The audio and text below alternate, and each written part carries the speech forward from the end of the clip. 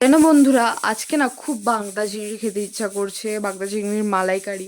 তো বাবাকে একটা ফোন লাগানোর সঙ্গে সঙ্গে বাবা দিয়ে গেল নারকেল আর বাগদা চিংড়ি বড় বড়।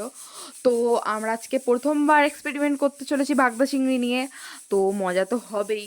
তো পরিষ্কার পরিচ্ছন্ন হয়ে গিয়ে আমরা কড়াইতে দিয়ে দিলাম তেল। তেল গরম হয়ে যাওয়ার পরে হলুদ দিয়ে মাখানো চিংড়ি মাছ আমরা দিয়ে দিলাম তেলে। লাল লাল করে ভেজে তারপরে উঠিয়ে নিতে হবে। তারপরে তেলের কড়াইয়ের মধ্যে আবার তেল দিয়ে তার মধ্যে কালো জিরে, তেজপাতা এবং যেই যেই মশলাগুলো তোমরা দাও সেই মশলা দেবে, দিয়ে ভালো করে একদম ভেজে দেবে যাতে গন্ধ আর স্বাদও সেরকমই আসে। আর ওই তেলের মধ্যে দিয়ে দেবে পেঁয়াজের পেস্ট। তো তারপরে ভালো করে পেঁয়াজের পেস্টটা মাখানো হয়ে গেলে দিয়ে একটা পাত্রে তুলে নেবে হলুদের গুঁড়ো, জিরের গুঁড়ো, লঙ্কার গুঁড়ো। তারপরে ওই পেস্টের মধ্যে দিয়ে দেবে সেই